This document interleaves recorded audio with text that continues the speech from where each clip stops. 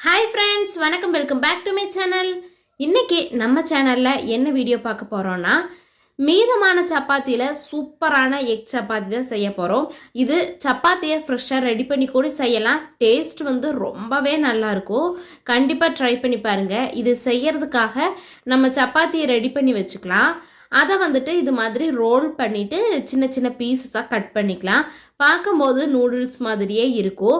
ஒருவேளை பீசஸ் வந்து நீளமாக இருக்குது அப்படின்னு நினச்சிங்கன்னா சப்பாத்தியை ரெண்டாக கட் பண்ணிவிட்டு அதுக்கப்புறமா கூட இது மாதிரி பீசஸாக கட் பண்ணி எடுத்துக்கலாம். ஃபுல்லாக கட் பண்ணதுக்கப்புறமா அதை ஒரு ஓரத்தில் எடுத்து வச்சிடலாம். இப்போ கடாயில் கொஞ்சமாக ஆயில் சேர்த்திட்டு கொஞ்சமாக சோம்பும் வந்து சேர்த்திக்கலாம்.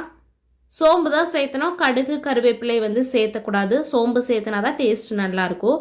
இது கூடவே சின்னதாக கட் பண்ணி வச்சுருக்கிற வெங்காயம் தக்காளி சேர்த்தி அது வதங்குற அளவு உப்பும் வந்து சேர்த்திக்கலாம்.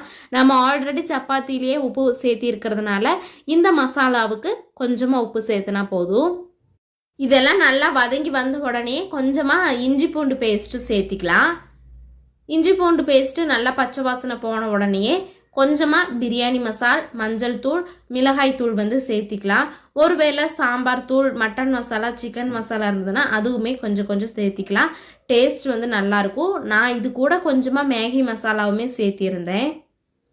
இப்போ இது எல்லாத்தையுமே நல்லா வந்து வதங்குற அளவு பச்சை வாசனையெல்லாம் போன உடனேயே கடைசியாக ஒரே ஒரு எக்கு வந்து சேர்த்திக்கலாம். எக்கு வந்து நமக்கு எந்த அளவு தேவையோ அந்த அளவு சேர்த்திக்கலாம்.